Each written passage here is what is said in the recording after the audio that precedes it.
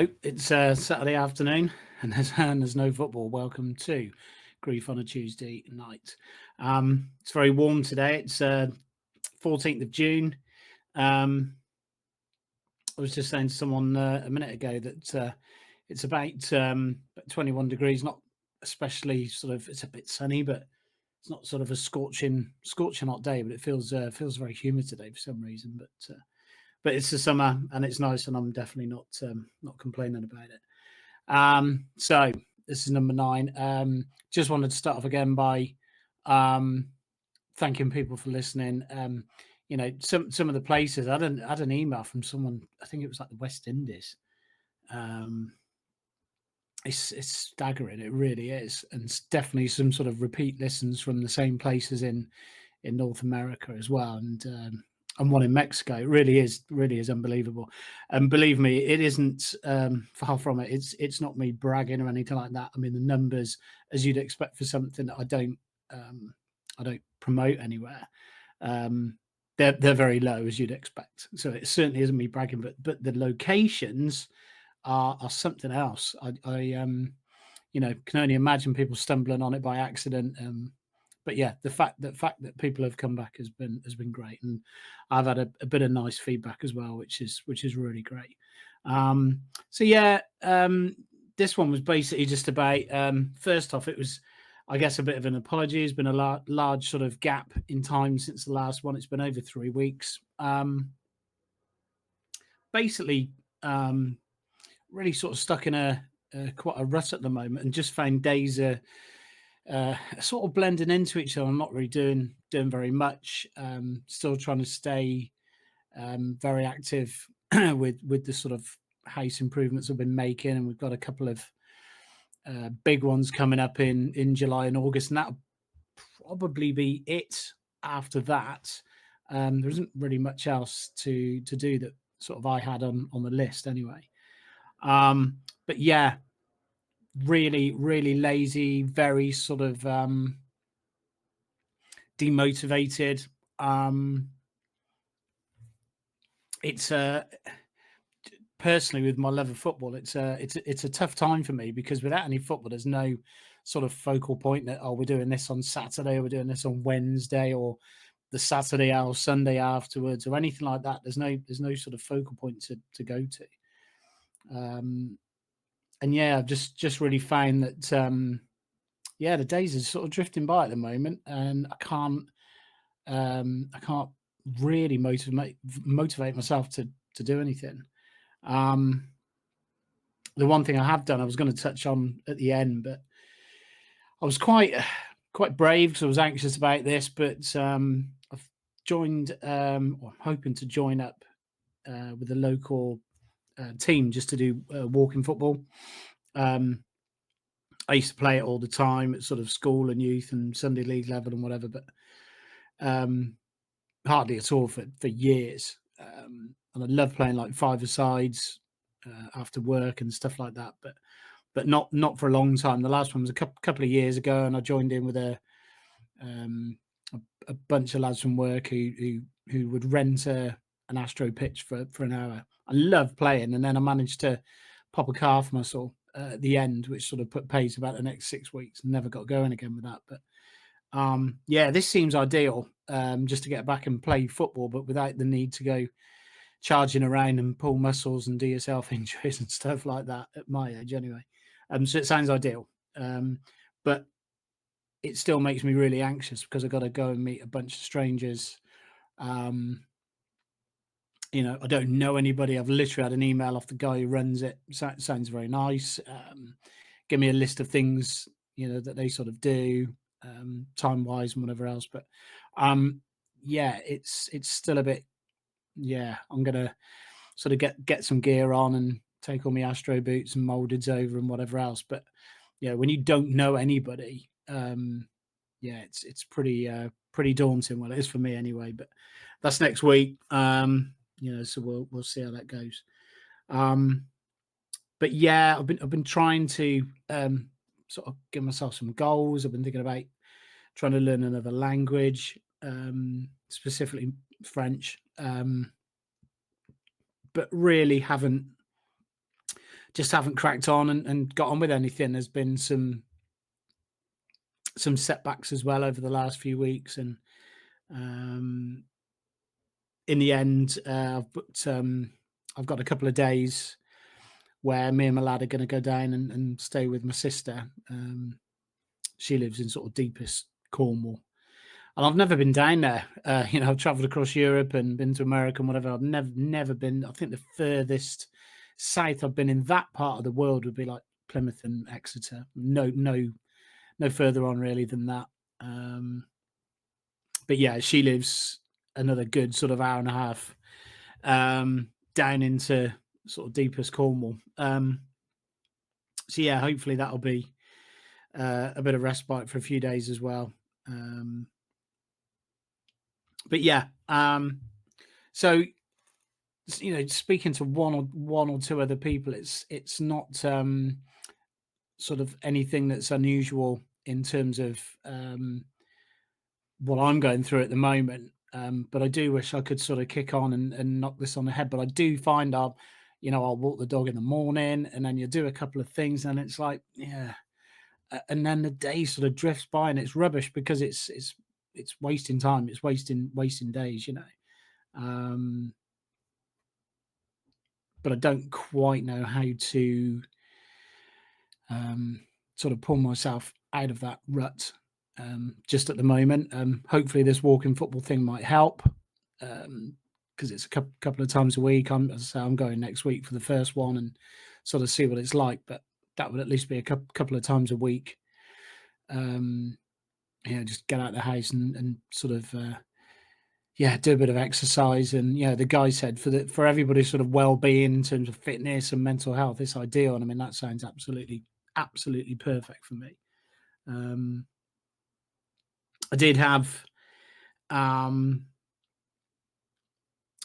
a bit of contact from one of my old podcasts, and I was talking about the amount of friends I thought I had, but actually just turned out to be people that I knew, and they hadn't contacted me in months and months, and people I respected and thought were mates. And one of them got in touch quite recently, and he'd actually bumped into a lad who does keep in touch very, very regularly with me, and unbelievably, they bumped into each other at the football.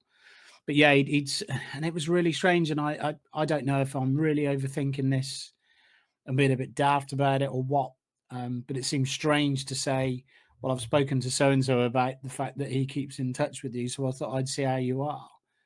And I don't know. It almost seemed like, well, he's doing it, so I better do it as well. I haven't replied yet. That's not necessarily through any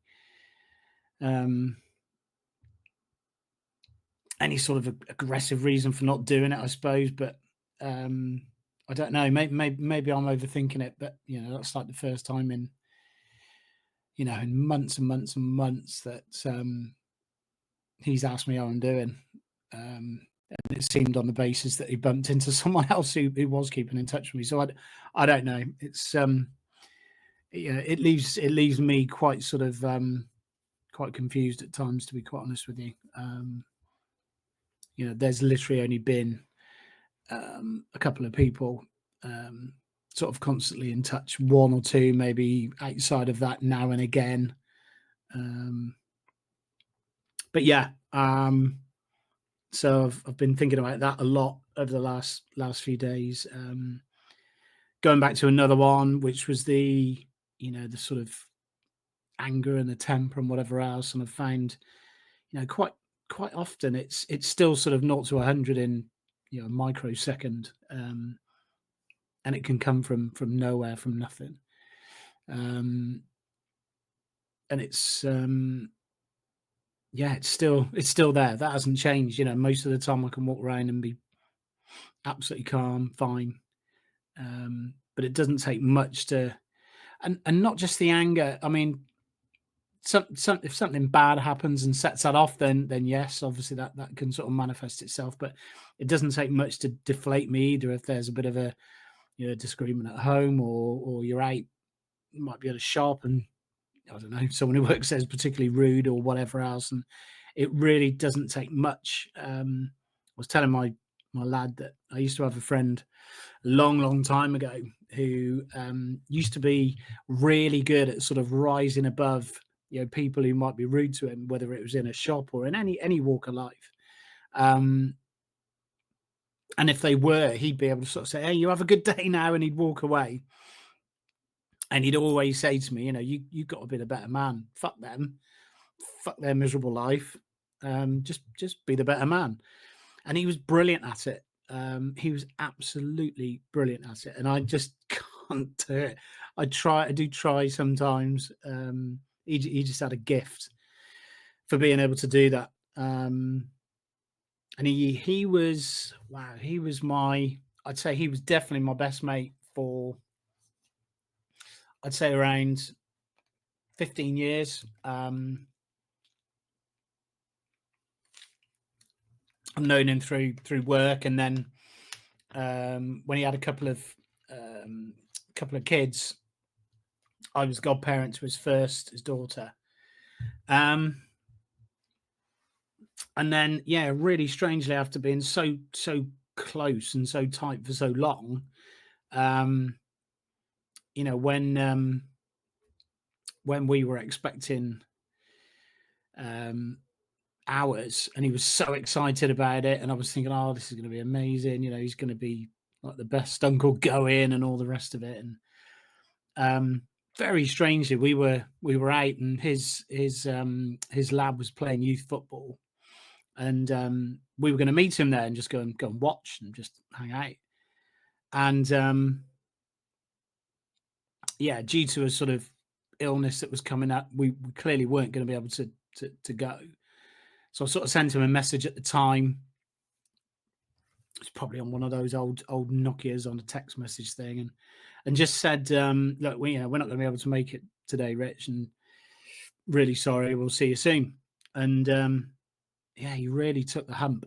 He took it really personally. I have no idea why.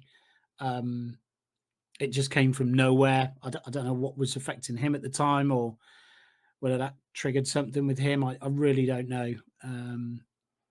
But yeah, he really got the hump, and then never spoke to me again. I sent him a message the day that my lad was born, and I got a real sort of generic response, whereas other people's responses would be excited and can't wait to see him and all this sort of stuff. His just said sort of all the best from me and Sarah, and that was it. And it was like, wow. And I'd stuck with him through, he'd left his missus and kids, and run off with someone else who lived sort of 250 miles away and was getting chased around by a. It was a sordid, terrible, long story, the sort of thing you'd probably have on Jeremy Kyle now, some horrific program like that. But and I supported him. I was there for his missus too, and the kids, obviously, but I supported him. And yeah, in the end, he just walked away from our friendship, and that was it. So, but yeah, we'll update wise. Like I say, 3-week gap since the last one. It's been very sort of very up and down. But what I would say is it's been really dull, and there's not a lot going on. And I'm just hoping that I can sort of snap out of it with the walking football. And a couple of big house things coming up, and by the time all that's done, the football season's back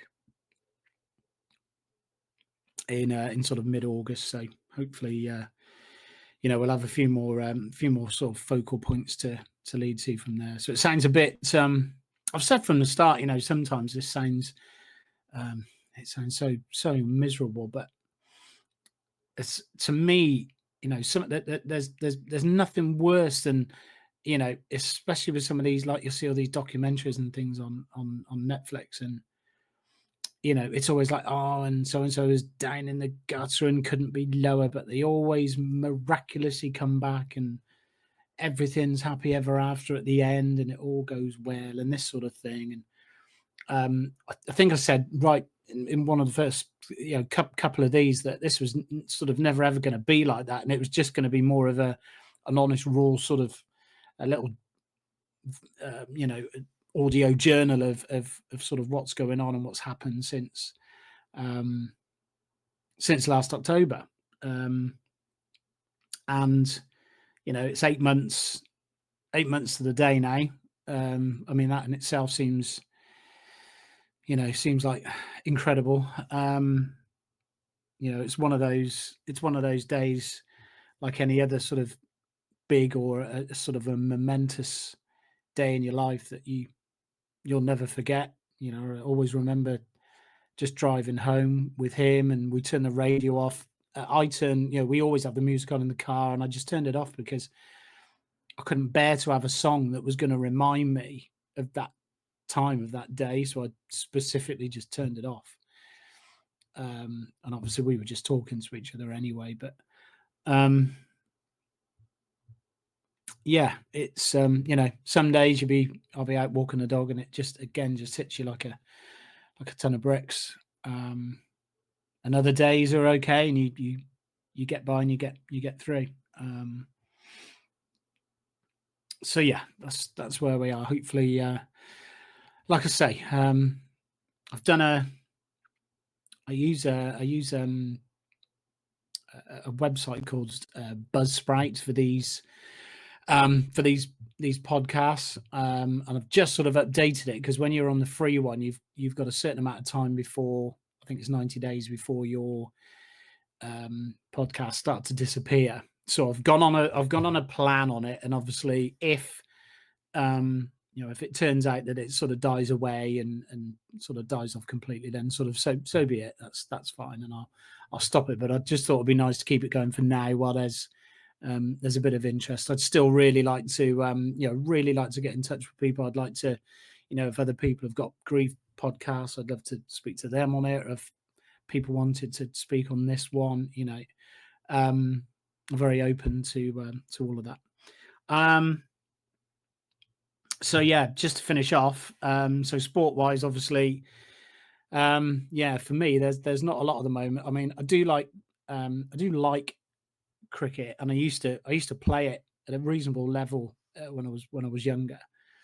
And I'd like watching it, but it's just not the same buzz for me as football at all. I don't sort of tune in and think, oh, great, cricket's on, get it on, or anything like that. I've been to see games, plenty of games live as well, but it just doesn't do the same thing for me. So the only sport I'm going to have at the moment is going to be this walking football, but I'll let you know how that goes. And then TV at the moment. So Race Across the World just finished on the BBC. That was really good. I was thankful that the mum and son one, that was quite good. The two old guys had gone from first to last and sort of dropped too far behind.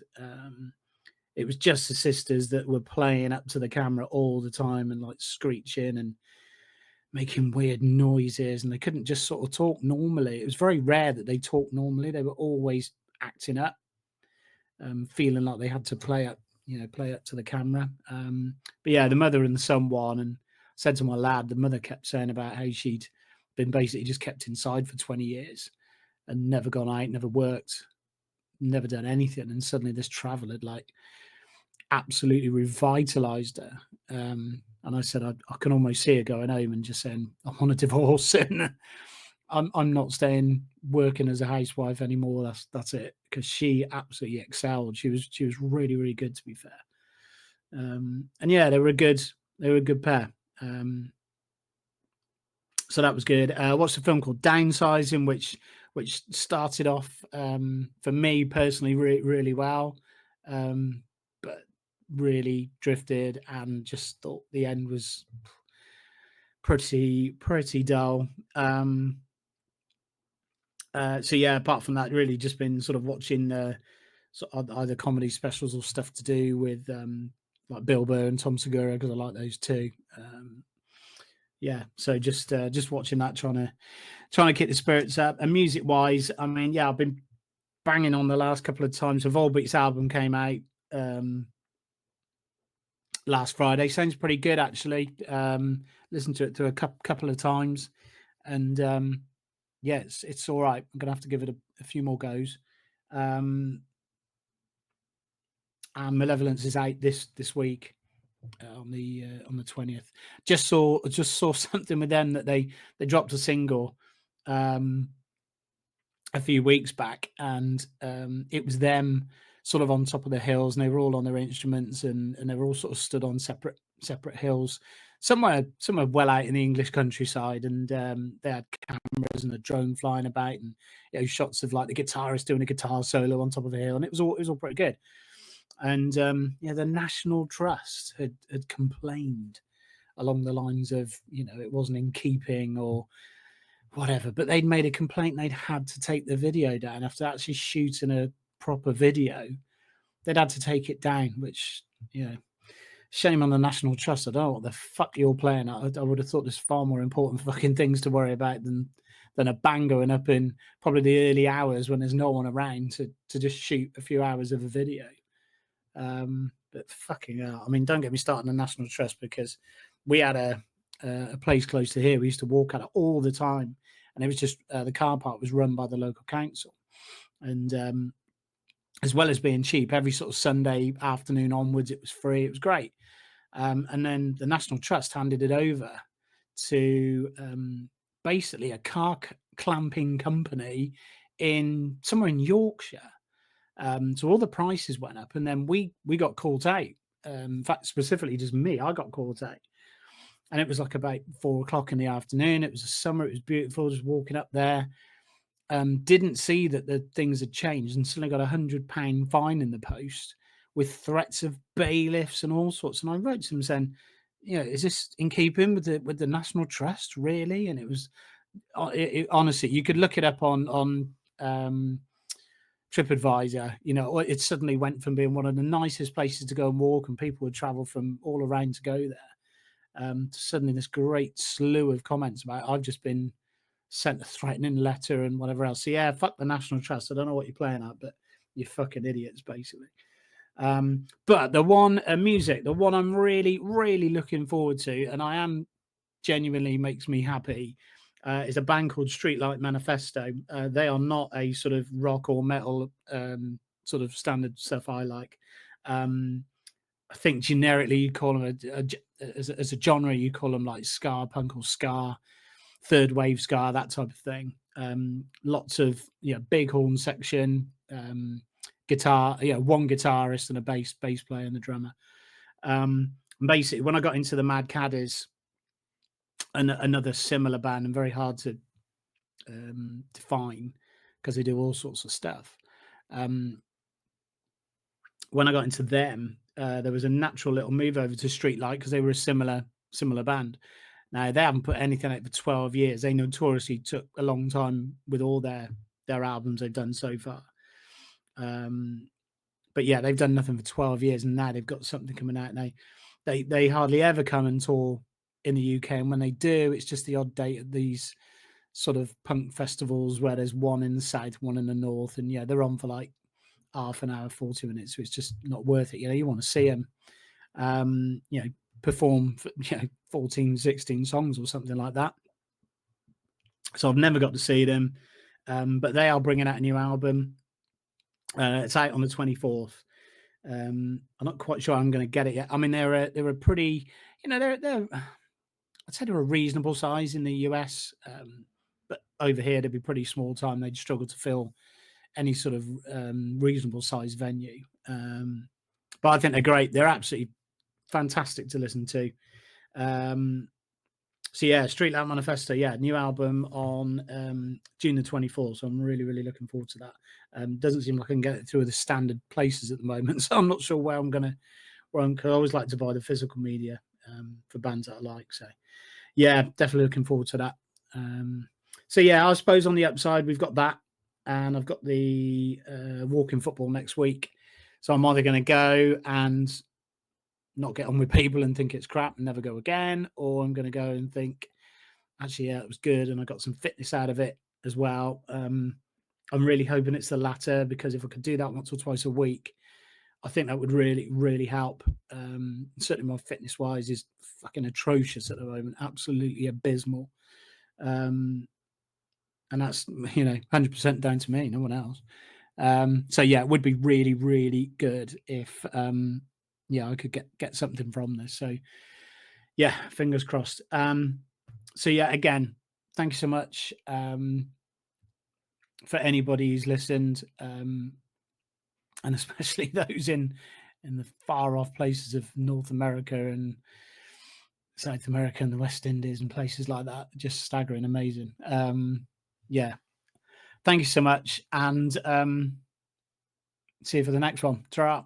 So you were born, and that was a good day.